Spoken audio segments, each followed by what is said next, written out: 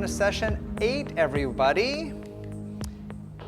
You have chosen to live free. We're studying living free from nicotine, from caffeine, from alcohol, from sugar, from negative mental habits that support addiction. And we are nearly there together. We're mapping out new habits, a new life, and a new destiny. Now in this session, we're discussing hurried, worried, and buried. Stress solutions. Anybody here feel any of those descriptors can describe your life right now? Hurried, worried, or buried? Have you felt that way today? I just got here from work. Had to drive a lot of little back roads up, up here at a high rate of speed, so I was feeling hurried for sure. Anxiety, depression, guilt, and negativity all heighten stress. And so do our busy, overstretched schedules. Studies show that those who have a harder time coping with stress are more likely to give in to cravings and lapse into old habits, attitudes, and addictions. So a key to long-term success with quitting nicotine is effective stress management. Let's talk a bit about stress. Are you bouncing off the walls busy? So many of us are hooked on hurried, but our lives are barren when it comes to true contentment. Let's take a time out and reflect on how to identify and experience some of life's most important priorities. Gandhi stated, "There is more to life than increasing its speed." Our lives can be so busy, but so barren. We have collectively come down with a serious epidemic of hurry sickness, and we are suffering physically, emotionally, and spiritually as a result. How would you describe apathy? And that picture kind of fits. Apathy is a loss of interest, loss of energy, loss of motivation. Apathy is like how you feel when you're coming down with the flu. I don't care. I just don't care. I give up. Author and Christian psychiatrist Richard Winter states it this way: when stimulation comes at us from every side, we reach a point where we can't respond with much depth to anything.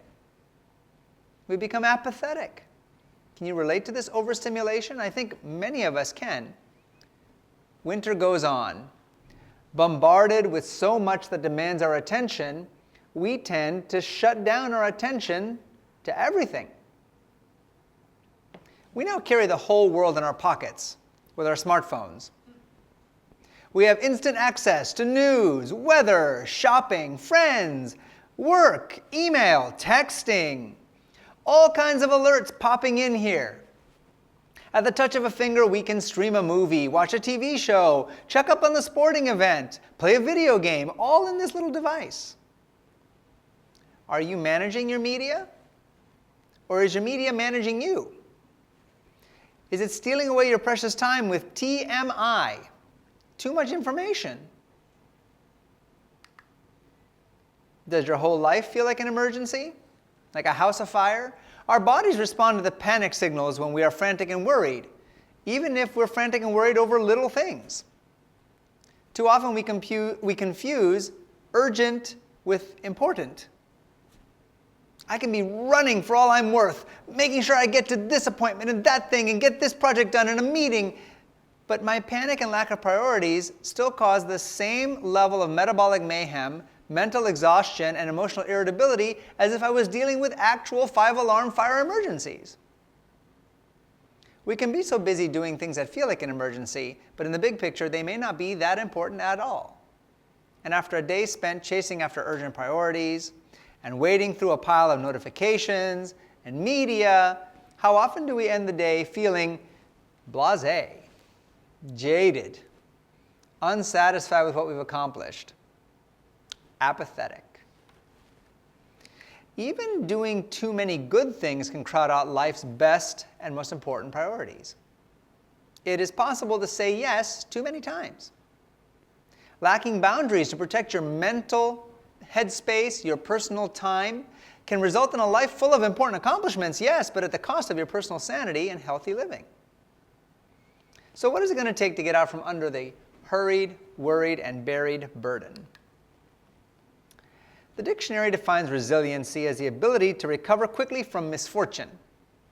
It is the ability to recover quickly from stress without being overwhelmed or acting in dysfunctional or harmful ways.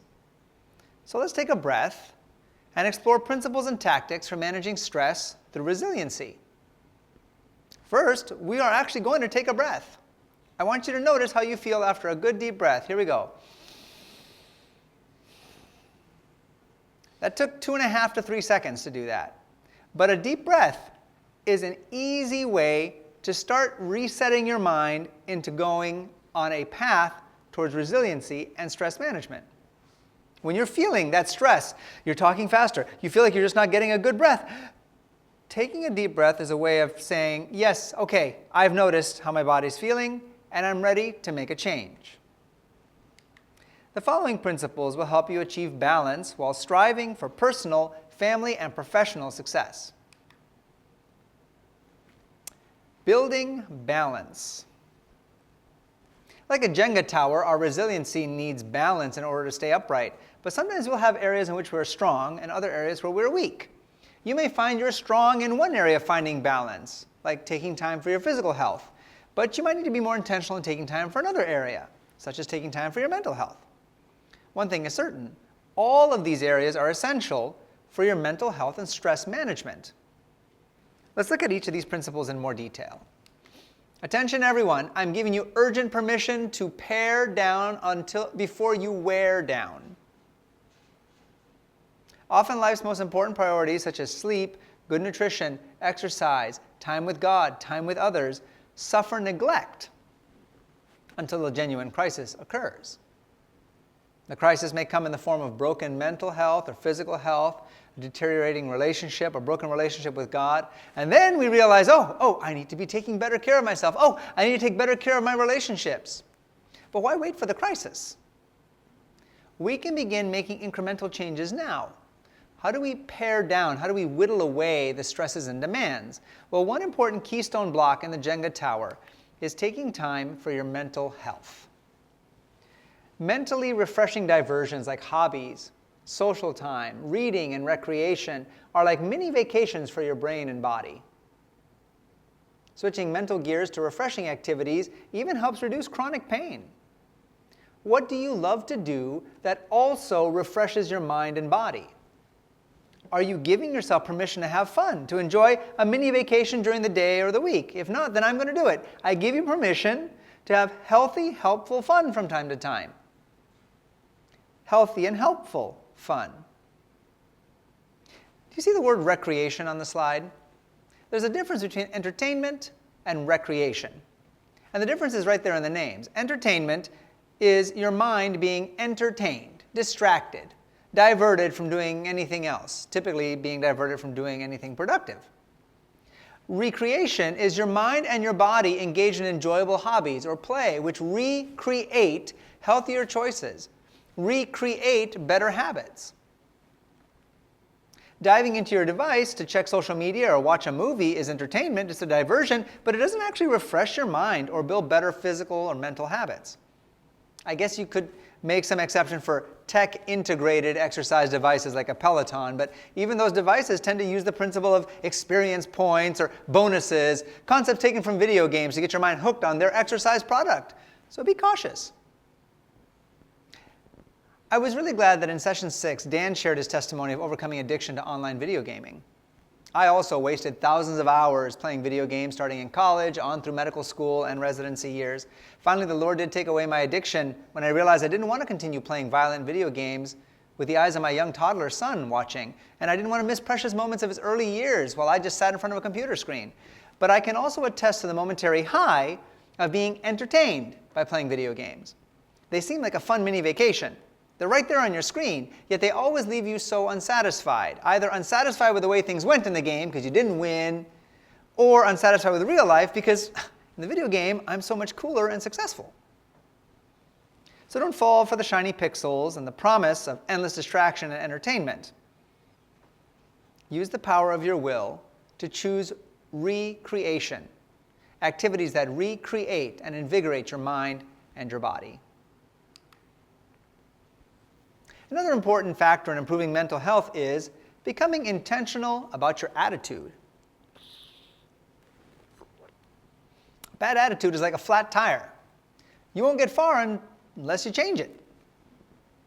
To a large extent, we have the choice how to think about a situation, even situations that make us feel like there's no solution. Turn away from the minefield of worry and instead look at the map of solutions. Trust in God by repeating His truths. One map you are probably building by now is that Better Way Journal. Your Better Way Journal should have a Promises from God section that is powerful, packed with encouraging reminders that God loves you, that God is in control. So remove the flat tire of negative attitude and replace it with a positive attitude of thinking and speaking God's promises of victory, forgiveness, guidance, and strength, even if you don't see the way out. Another component of making time for your mental health, which we discussed a lot last time in session 7, is fellowship, social connections. Positive connections improve mental outlook and they reduce feelings of isolation. Taking time to grow relationships is time well spent. It moves us away from being overly preoccupied with ourselves and our own problems, too. Build connections with friends who support you and who practice positive mental, physical, and spiritual disciplines. And of course, the creator of our minds is the one best suited for healing our minds. No matter how far you have strayed, no matter how far you feel from God, the promise to those who come to Him seeking forgiveness and restoration is, I have seen His ways and will heal him. I will lead him also and restore comforts unto him. Isaiah 57:18.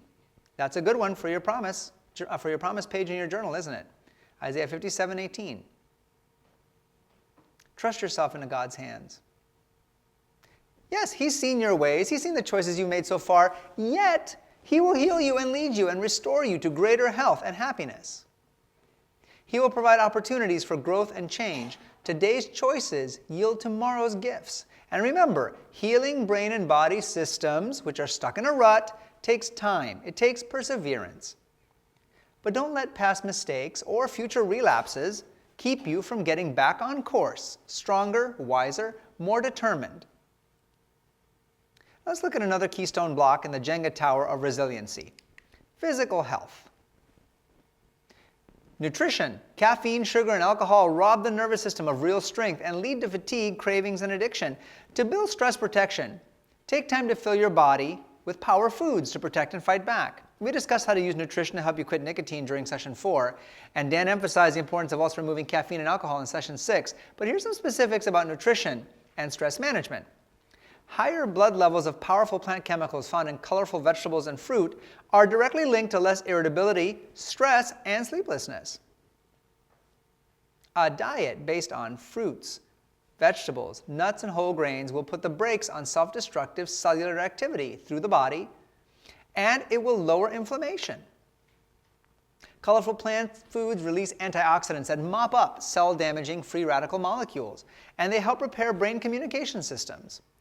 Healthy food choices provide protein building blocks for brain cells and create an upward spiral of energy and improved mood. And of course, so does daily exercise. Exercise relieves depression and anxiety, directing internal stress outward in the most natural way. Mental focus, problem solving, and creativity are all increased with daily exercise, while daily exercise also reduces stress.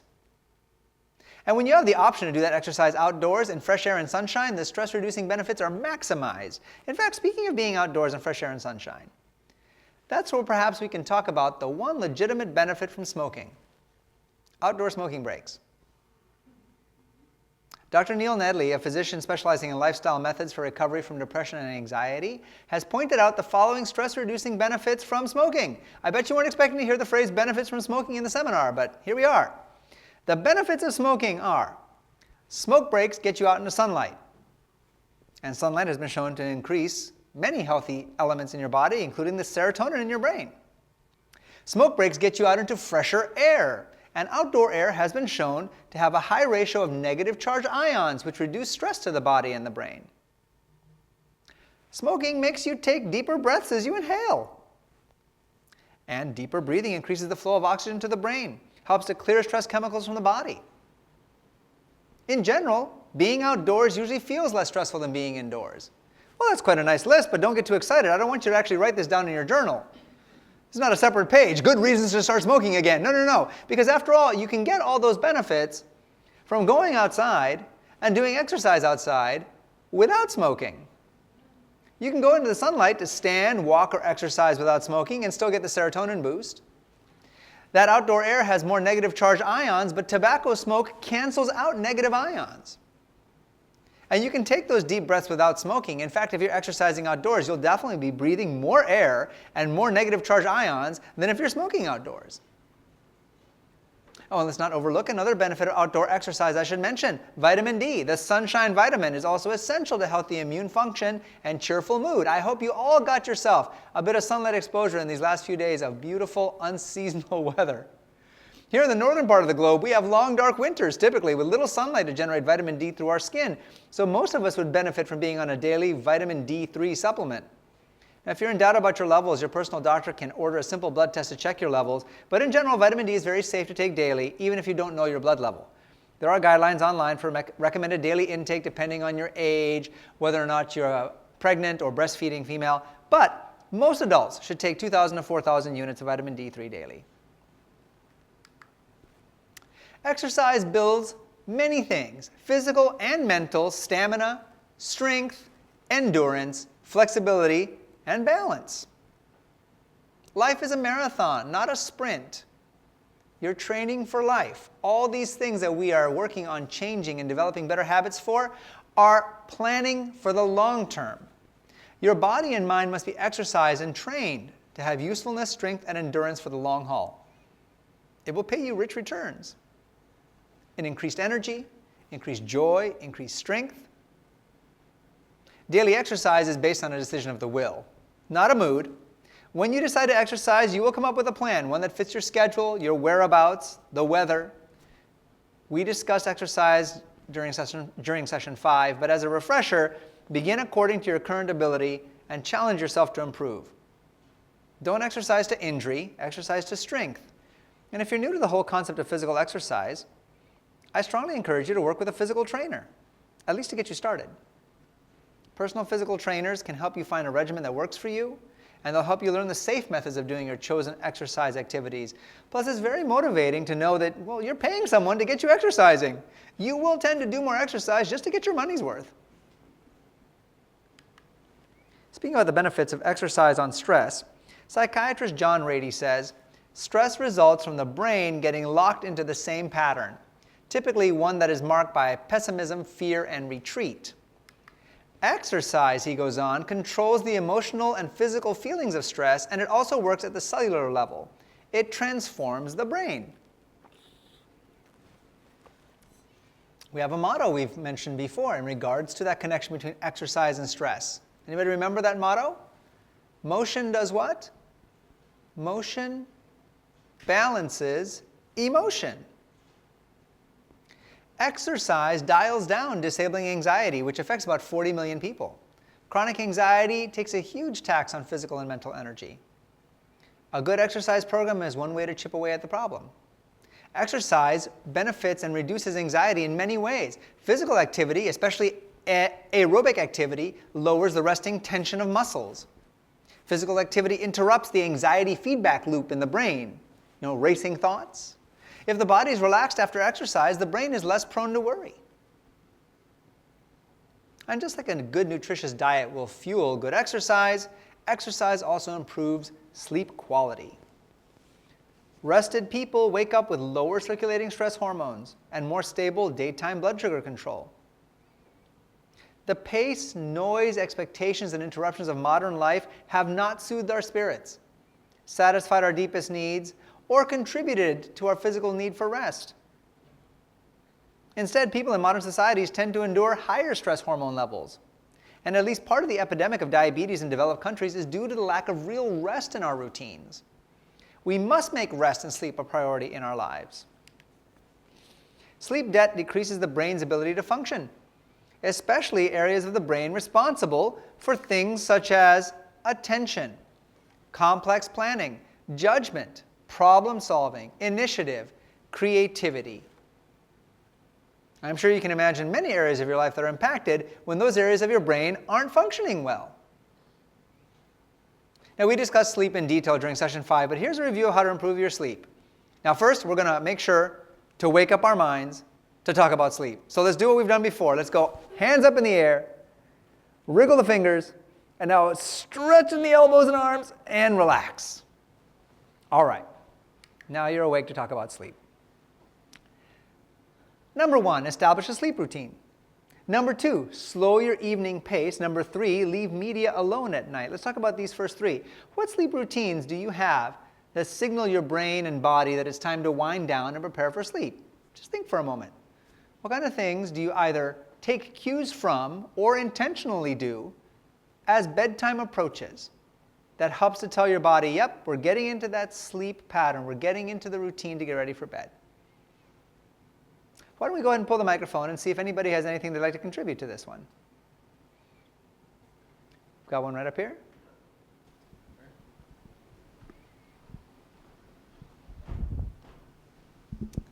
I have pretty much a set time to go to sleep, no later than 9, if at all possible.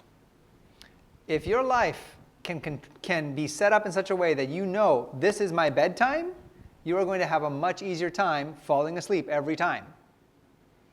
Anyone else? Think about the kinds of things that tell you, hey, bedtime is approaching, or that you choose to do to get yourself ready to fall asleep when you hit the sack. I normally brush my teeth and then go to bed. I don't do any reading or anything else in bed. Bed is for sleep. So. Yep. That's a very good way to think about it. You know, if you turn the bed into a place that you're also going to read and do your homework on and set up the laptop and check the email and be on your phone, your brain gets a mixed signal. Well, I thought the bed was for sleeping, but I guess we're going to do other things here. And there can be then times where you arrive to the bed going, I'm exhausted, I want to sleep, and your brain goes, are you sure? Don't you want to check your email? I'm going to stay awake for a little while just in case you decide to sit up and read a book. And that can ruin it for you.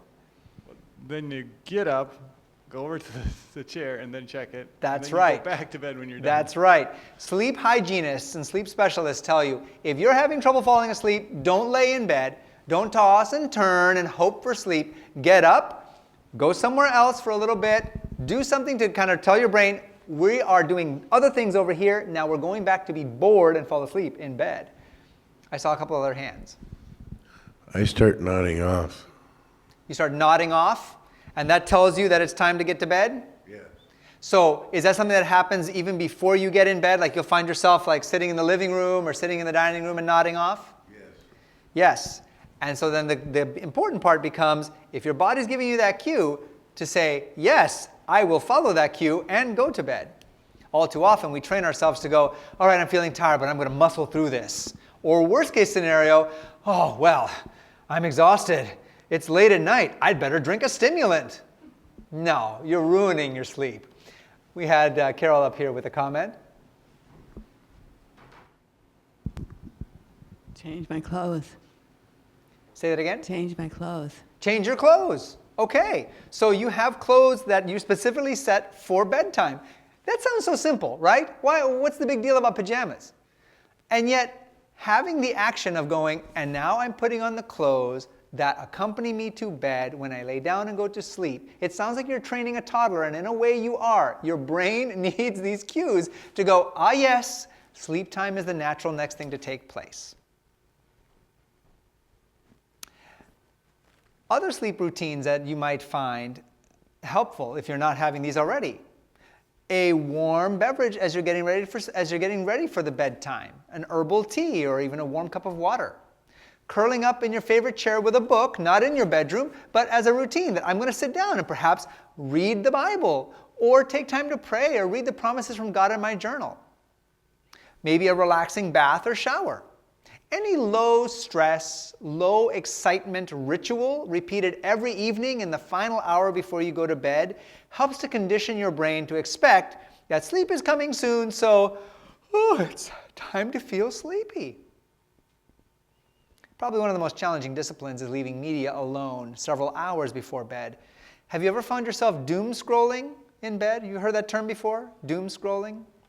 Doom scrolling, that's when you sit there and you just keep flicking the screen up and up and up and up as your overstimulated brain stares at a wall of information with hardly any emotional response anymore. This is not restful. Studies show consistently that anxiety and depression and feelings of social isolation go up as people spend more time on social media and the internet. Yes? I have my phone set to sleep mode so that all notifications turn off at 10 o'clock and they don't start up till 7 a.m. in the morning. So it will not ding, it will not alert, it will not anything during those hours. Yes. I do the same thing, and I would strongly recommend that as a boundary you consider with your media. Not only with media, but even a boundary then that prevents other people from just being able to disturb you with a text message sent from, say, a different time zone and they don't realize that you're already supposed to be sleeping. Setting a boundary that automatically kicks in on your phone is very possible to do, and it can be very useful as part of the routine of going, oh yeah, I'm not even doing things on a phone anymore. It's getting to be time for sleep. So at bedtime, let Facebook, emails, videos of funny animals, the score of the sporting event, let that wait until tomorrow. You deserve a good night's sleep. A couple more tips on improving your sleep. Don't eat late, and nix the caffeine and alcohol. As Dan discussed with us in session 6, caffeine is the enemy of rest. Caffeine and eating late at night can stimulate the wake centers of the brain and prevent the brain from reaching the deepest levels of sleep, which are so important for so many facets of health, including immune health, memory, weight loss, and just true rest. And when it comes to reducing and overcoming stress and increasing resiliency, no block in the Jenga tower is more vital than the spiritual component of your health. God wants you to trust Him to guide you safely through life's busy challenges. He created you. He's given principles to help you live the abundant life. God will give you power to make positive choices in your life. Spiritual well-being is at the center of a healthy lifestyle. Trust in God, combined with prayer and meditating on His Word, builds confidence, faith, and hope. And God knew our human bodies and minds would need to find time to spend with Him on a regular basis. So right after creating us, He created a very special stress-reducing gift for us. At creation, God set aside a special day of rest, friendship, and quality time with Him. Genesis 2, verse 3 says, God blessed the seventh day and made it holy because He rested in it from all His work which He had created and made. God created a special gift of time for rest and relationships. On the seventh day of creation, God created the Sabbath, a special time set apart for relationships with others, relationship with Him. In the Sabbath, God gave us a special gift to de-stress and learn of Him. He says, remember the Sabbath day to keep it holy. A little later, but the seventh day is the Sabbath of the Lord thy God. In it thou shalt not do any work. What a thought. A 24-hour time span in which there's no intruding thoughts of bills, chores, shopping, working, studying, or worry. Just rest. Communion with the God who loves you and wants to prepare you for an eternal life of joy that will never end. A time to connect with friends and family, with those who lift your spirits and help you to focus on what's truly important in life. Now that is quite a stress-reducing gift. A special 24 hours to focus on God and others and leave your worries and cares for God to deal with. God cares about your schedule. He wants you to rest physically, mentally, emotionally, and spiritually. God's priorities for your life will not crush you. They will strengthen and empower you. You don't have to binge on busy, living a life of hurried, worried, and buried. God has power, promises, and a plan. And you're invited to receive it all and live a life of balance, purpose, joy, and meaning. He invites you into His rest. In Mark 6:31, Jesus said to His disciples and to all of us, come away by yourselves to a quiet place and take a rest for a time. Okay, it's time for some interaction. Let's look at a few discussion questions, and I encourage anyone to answer. And as always, we ask that you speak into the microphone, but we will not put the video camera on you. Now, before we go to the next slide, let's talk for a moment about the benefits of resting in God. How does your spiritual life help you to deal with the stress of life? Or how could your spiritual life help you to decrease stress in your life? Anyone?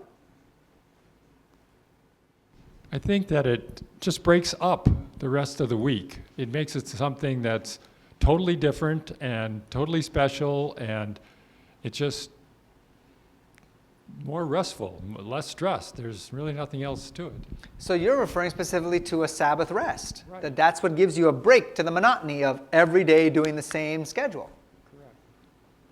I was doing a time at Rogers with the head of the Rogers. He's the medical director. Okay? And he had created a place for depression and everything else. And he was training me to do it. Anyway, I told him about the Sabbath day. He got so excited. Oh, that would be so wonderful to have a day like that. I can just see that would be terrific. But he said, I can't do it. And I said, oh, how sad. We're invited to take that rest, and too often our initial response is a mixture of those two things. Well, that sounds nice, but I can't see how I could possibly make the time for that. I've got too many things to do. The flaw in that logic, of course, is that God is telling you, you don't have to do all those things. I'll do. You trust me. Let me give you the time. Yes? It gives you permission to stop. So you don't have to feel, I should be doing this. Or why don't I finish that instead? No, at that point, it's like everything else takes second step. You don't have to worry about stopping. That's right. That is absolutely right.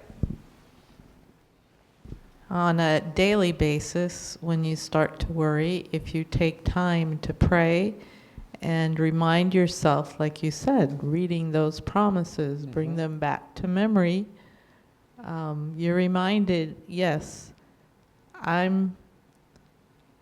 it's God who's responsible for helping me through everything, because He's there. I can't do this on my own. That's right. Whether it's work, whatever it is. Having that habit of giving God the responsibility of dealing with the things that are in front of you that are challenges, and giving Him the credit and the praise for the things that you've already successfully accomplished during the day, keeps your mind then focused on who's really doing all the work. And that is God doing the work through you as you give Him permission, as you surrender your will, like we've emphasized so many times. Yes, Robbie? I like to listen to music. Helps soothe. Listening to music can be a very spiritual experience. That's right. If your choice of music is something that helps the mind to be calm, that helps to, I tell people when I'm doing a stressful thing to them at work, if I'm stitching up a wound or something, I tell them, go to your happy place. Well, music can take you to your happy place. It can take you to a place where you remember that there is more to life than just the immediate urge to smoke, or to the urge to have a bad attitude, or to get back at this person. That there's a bigger picture involved. Yes? There's a definite social component to it as well. I mean, there's a lot of people that I see on a Sabbath that I normally don't see during the week, so I get to reconnect with a larger community. Yep. How often, in our daily lives nowadays, for those of us especially who have a job that we have to go to and spend a chunk of time each day at, how often can we really get together with friends the rest of the time? It's an experience that was sobering for me to realize as I got out of my 20s, out of my college and medical school years, where all your friends were in school with you and you saw them all the time, to suddenly, wow, I really have to try hard and schedule and plan to be able to spend just a couple hours with somebody, to get together for a meal, to get together to play a game. But when we have a Sabbath rest set aside, part of what God designed that for was to have connections with others. And when you're meeting with other like-minded people who are also there to set aside the cares of the week and to focus on worshiping God, building connections with others, it is a rejuvenating thing for yourself, and it gives you an opportunity to keep connection with friends that you might otherwise not find the time for. All right, let's go on to the next question. How do thoughts affect reasoning, energy, and stress, either negatively or positively? So we're looking here for any examples of times that your thought habits have influenced, for example, your assumptions about a situation or a person, that your thought habits have affected your willingness to attempt something hard, or that your thought habits have influenced your ability to relax, either for the good or for the negative. Any examples you can share? You're stressed out, you're more negative. That's such a simple, basic expression of the issue, isn't it? When you are stressed out, you are more negative. And that's an important thing to realize, that those are two separate things. You can be stressed out and still remain positive, but the easier way is to be negative when you're stressed out. You have the ability to choose what your interpretation is of the situation, but the default response for us is to be, I'm stressed, things aren't going well. Things aren't going to go well, things have never gone well, I'm negative now. So recognizing that becomes a foundational part of making change to say, I recognize I'm under stress. Normally, my response would be negative, but I'm going to choose to have a positive response instead. Reframing, right? Anyone else? I'm not really sure how to put this, but like if you've had a really successful activity or event that you've done, to think about that when you run up against other things that are difficult and hard, you can say, well, I'm looking back at something I had a success at, so I can do this one too. Right, right. That's one reason that journaling becomes so important. And even if you're not a person who considers yourself a writer, to at least mentally photograph, to keep in mind, hey, this is an important thing. This was something challenging that I went through, that I was able to get through, that I was successful at. And then when you're facing another challenge and that one feels like there's no possible way, to be able to look in that rearview mirror and go, yes, well, I've met challenges before, and with the help of God, with the help of good habits and choices, I've overcome those, I'm going to meet another one.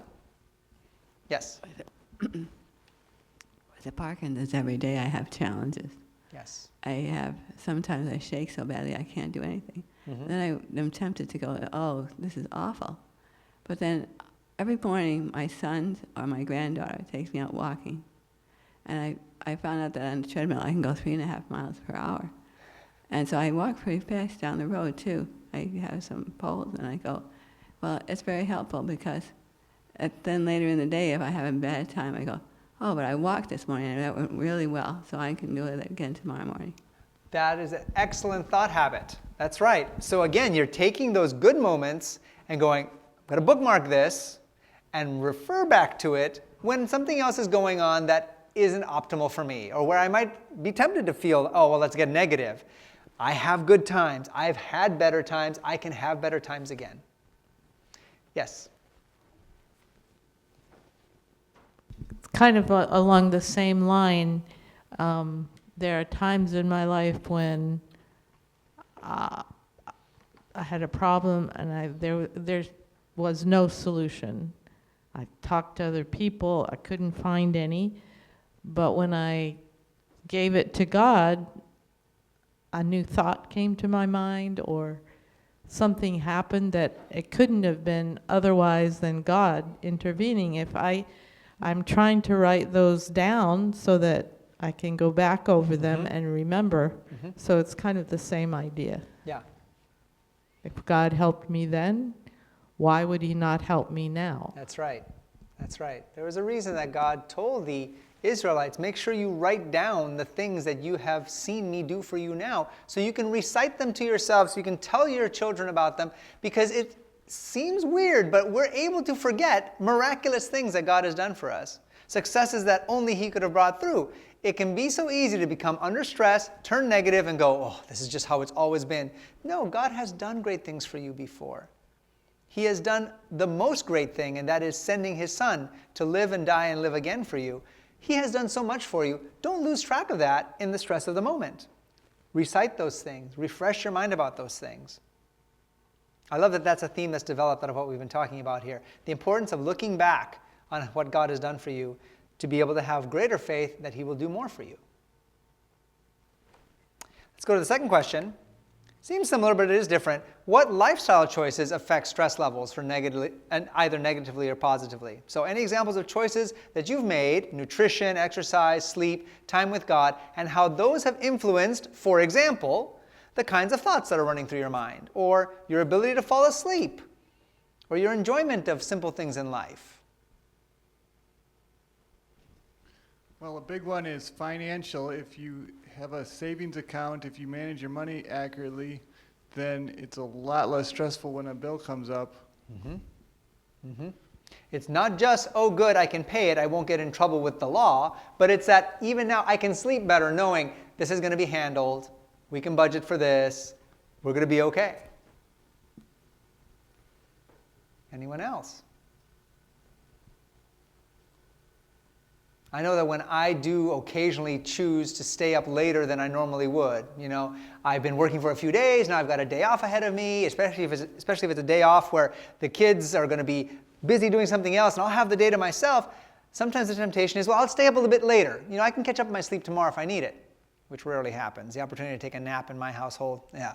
But when I then make myself tired, I've incurred more sleep debt, my ability to maintain a good mood the next day, to stay level-headed as unexpected things come up, is obviously challenged. That's a lifestyle choice that affects me for the negative.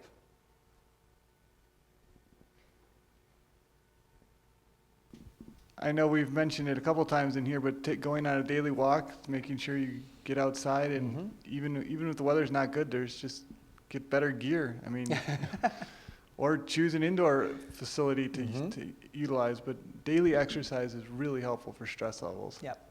Processes so much, it improves so much. Well, let's go on to our keys for living free. Keys to living free. So far, we've hooked up with create an environment, both internal and external, create a lifestyle, create connections, and today we're adding our final key, manage stress. These keys are keys to life, a better quality of life mentally, physically, and spiritually. We emphasized the lifestyle key already this evening as we discussed the various areas of health and how they can help us for managing stress in that Jenga tower. The internal and external environment and the connections you create will directly impact how you manage stress as well. For example, the internal environment. What you focus on shapes how you think. Take charge of your mental health.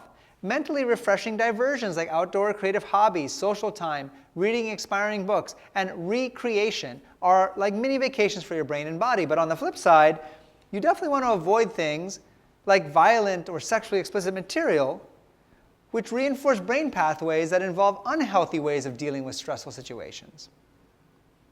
Speaking of the external environment, what surrounds you, the options you choose, and your level and type of engagement affects your ability to control stress and to learn new things to do in life. Richard Winter, who we quoted at the start of tonight's session, says, "The flip side of dynamic optimism is corrosive boredom. Equally, the flip side of consumerism is complacency. The most compulsive of shoppers and channel surfers slide from feeling good to feeling nothing."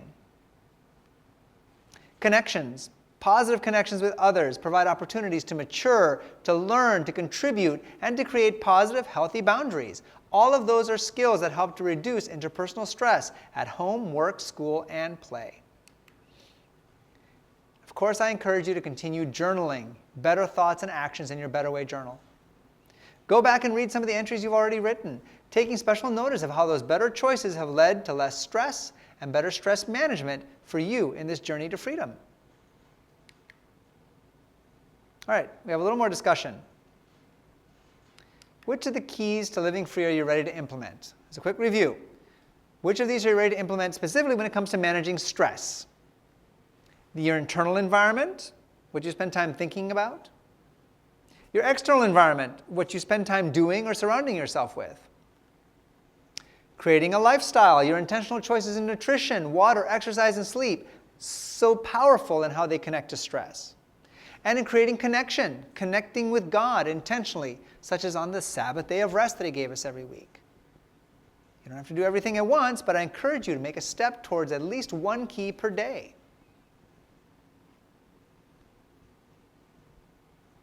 Anyone? Particularly those who are actively engaged in a change of habit or a quitting habit during these seminar sessions?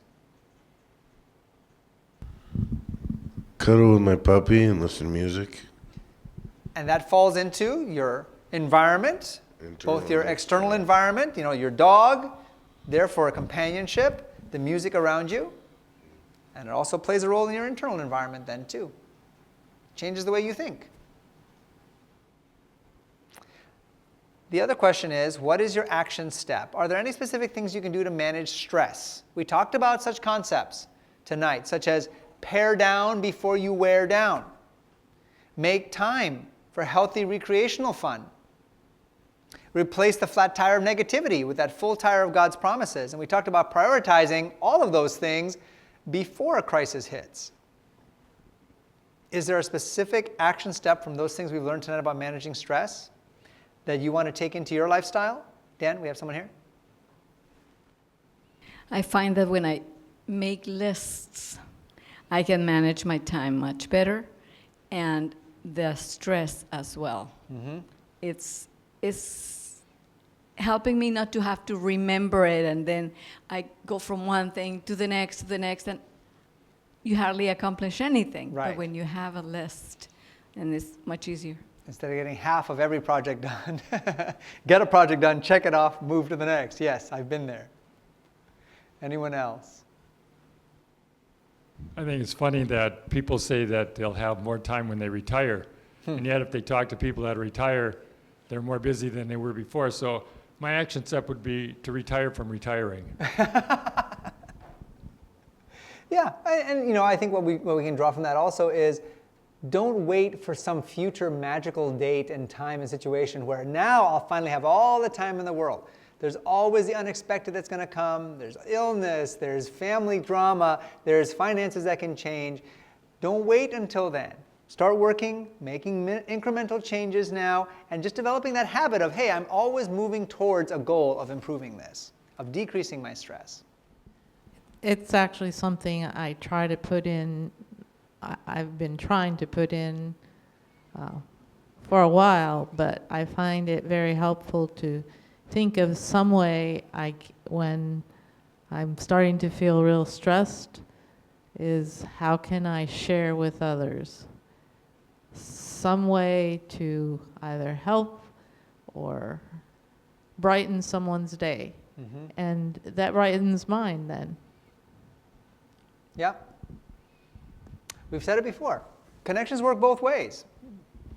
The other person might seem to be the one who's needing the pickup, needing the cheering, needing the touching base with. But in doing so, you are also doing things for yourself. You are reminding yourself that you are capable of brightening someone's day. You are seeing that someone else's problems might actually be bigger than your own problems and the worries that have you down right now. It allows you to refocus on what's really important. Well, for the My Story section, I wanted to share something from my own background with you, my experiences in dealing with managing of stress. I went to medical school in Southern California after having finished college in the Midwest in Michigan. So having grown up in the Midwest my whole life, I now moved across the country to Southern California, which, if you don't know, is just a little different than the Midwest in many, many ways. I didn't really have a lot of close friends there. I had a couple people I had known in college who are also now attending medical school there, but nobody that I was really close with. I was long distance dating my future wife at the time as well. We had just started dating about a month or two before I moved across the country, and we proceeded to date for 2 years long distance. So it was a time of feeling very isolated, which is always a good setup for life to start to feel stressful. But then on top of that came the hectic pace of school itself. The first 2 years of medical school are spent in classroom and laboratory every weekday, usually starting at 7 o'clock in the morning, going until 4 o'clock in the afternoon. And then you're still expected to study all evening. Somewhere in there you find some time to eat, you hope, and the weekends are dedicated to studying as well.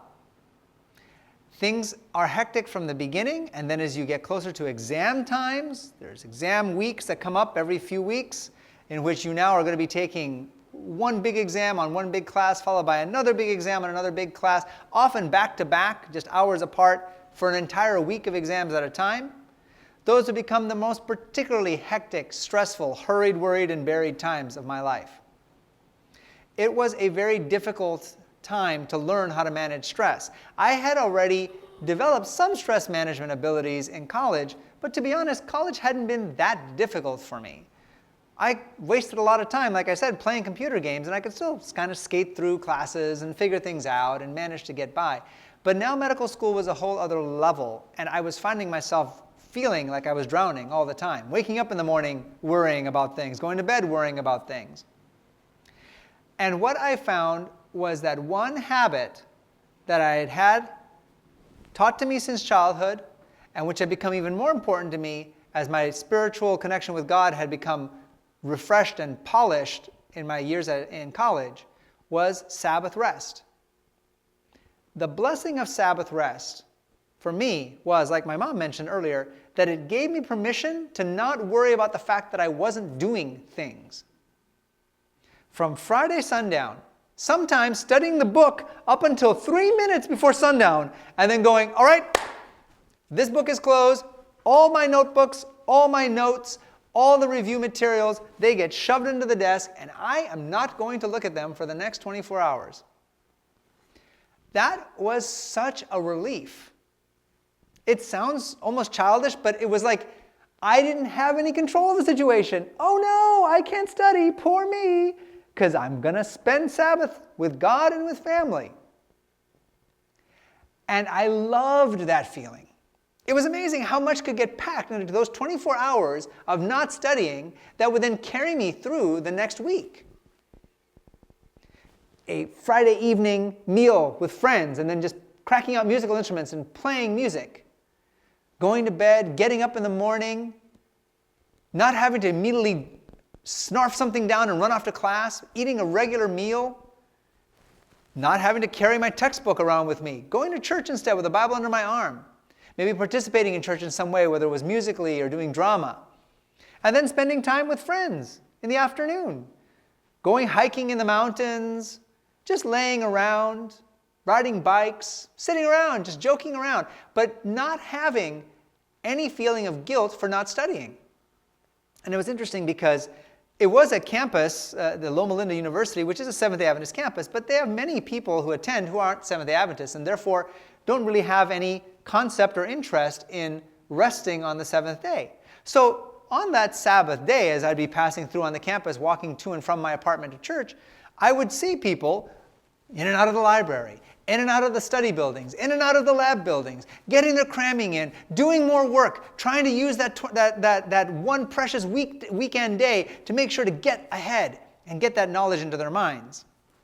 And I didn't feel guilty about not being there. It didn't bother me. Granted, also, I wasn't exactly the top of my class anyhow, so it wasn't like, oh, this extra 24 hours is going to magically make me Doogie Howser. But it was refreshing to know that God had my back. And as I started seeing it paying off, it emphasized and reinforced that pattern even more. Because trusting God to make up the difference really makes a difference. When you know that your classmates have pulled an all-nighter getting ready for exam week, first big exam is starting Monday morning, and they have literally slept maybe 4 hours from Friday afternoon through Monday morning, just staying up all night, learning, taking cat naps, drinking more stimulants to try to stay awake. And then you arrive to the exam Monday morning, they looking exhausted, myself having had a good Sabbath rest, and then a long day and a half of study afterwards, from Sabbath sundown, getting back into the books, early Sunday morning, studying all day, going to bed at a reasonable hour Sunday night so I'd be rested for my exams on Monday morning, walking in and seeing the difference between myself, tired, stressed, always worried about the biology exam, and yet comparing myself to the others around me who were just looking like they were dead. I had classmates who would bring pillows with them to the exam because they knew they were going to fall asleep during the exams. The exams were 2 hours long each. And so they would actually set an alarm and sleep during the exam because they couldn't stay awake for the exam. So I saw God make up the difference. And even though I never was at the top of my class scholastically, I came out of it with what I felt was a body and a mind that could still survive, that could still have a personality, still be able to connect with patients, still be able to make it through day by day with an ability to then manage my stress that made a big difference in my desire to continue being a physician. About 10% of the people in our class, our medical school took in about 120 people each year, and about 10% of the class would drop out at some point before the 4 years of medical school was done. And that's pretty much expected. They take in that many people, expecting that they're not going to graduate all of them, because people burn out. They prioritize push, push, push, maximize every possible moment, punish your body, punish your brain in order to get this degree. And they don't end up getting the degree. Not that 10%. And I don't have hard statistics for you, but I can tell you that another significant percentage of people who did graduate and then went on into residency didn't finish their residencies. Or even got done with their residency, which is kind of the last bit of training you have to do in order to then become legally a physician and practicing with a full unrestricted license. Even then, I have quite a few classmates who did not stay in medicine once all that was said and done. Because the stress had been so much that they no longer enjoyed what they had spent their lives training to become. So I guess what I want to bring to you is a reminder from my own anecdotal experience that God will make up the difference. That trusting Him takes so much mental weight off your mind, whatever it is you're trusting Him with. But a good way to test out that trust is to trust Him with a Sabbath rest. That He's going to handle it. That He's going to take care of those issues that you could have spent those hours trying to solve on your own. He will often work them out better than if you had been involved.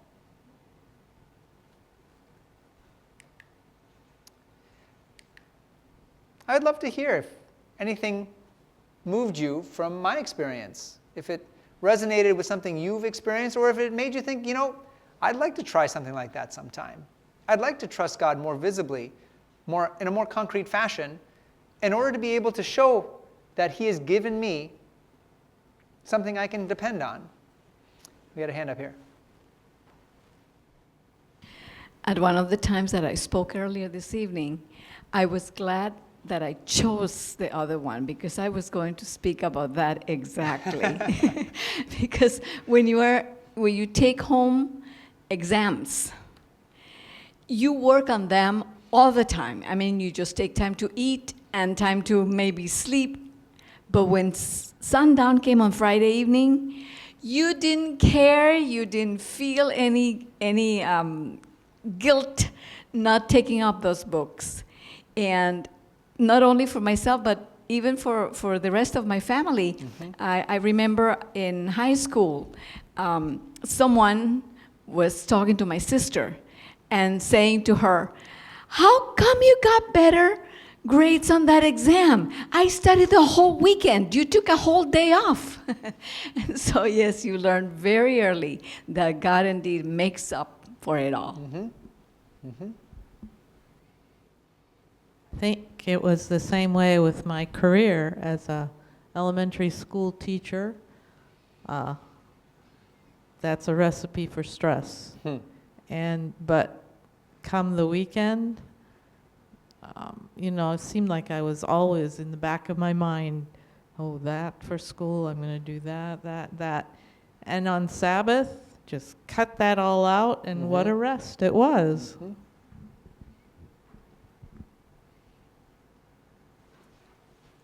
I know at Ebert's during the spring season, they just push so hard, and Mark will sometimes work 30 days straight through April and May, and by the end of it, he's just completely burned out. And those of us who make sure we take Sabbath off, we come in and we work 6 days a week, but we're fresh for each one of those 6 days, and we're not dead at the end of the month. That's right. Carol has her hand up here, and I think Karen as well. You were just pointing with Carol. Gotcha. I can relate to your schooling. I've had more degrees than a thermometer, but I have my doctorates also, and it was tough. But I took every Sabbath off, and I loved it, and it was good. The Lord blessed, and I loved the work I did. I loved running a free clinic, and He helped me every single thing. And at work, my volunteers would learn that I was a praying person. So they would come to me and say, "Carol, you got to pray now. We got another problem we got to solve." And he would come up with a solution for us. Yes, yes. Yeah, burnout is such an issue, in many fields, but in medical and healthcare fields, burnout is a big problem, and the U.S. healthcare industry has realized that, and you'll see lots of ideas floating around. There's always surveys out there. What do you think can be done to solve burnout? And the typical answer, if you're a medical administrator, is let's have more pizza parties. Let's give them little awards, and we'll name it this day is We Like You Day, and this day is You're a Superhero Day. But really, what we need as human beings, whatever profession you might be in, what we need to avoid burnout is an opportunity to get away, not just physically, but mentally and emotionally, from the demands of a job, to go back to our power source, which is our Heavenly Father who created us and who loves us, and then to come back to problem solve and to deal with stresses rejuvenated by having that once a week, 24-hour pause that puts a spring back into our step and keeps us connected to God. Well, friends, God wants to reduce your stress. He wants you to make time to improve all areas of your health. He wants you to have rest, real rest. And He gave you a special weekly gift of rest time, the seventh-day Sabbath, on which you can choose to rest and celebrate with Him. Will you put your schedule in God's hands and allow Him to show you where and how to make the time for growth and change? Raise your hand if you agree with that concept, if you'd like to see that change continue or begin in your lives. Now, before we stand and repeat together our group promise, prayer, and affirmation, I want to ask again if anyone has an entry that they want to share from their Better Way journal, something that they have found particularly helpful. It might be a scripture verse, a motto, or one of the sayings, or just something that's happened to you in the last few days that has given you an opportunity to see, okay, yep, here's how change is happening in my life.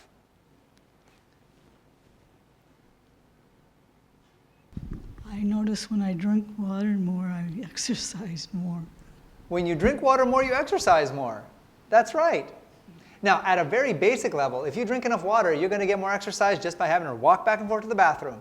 But yes, when you drink water more, it gives you the energy your muscles need to be able to then metabolize and exercise more.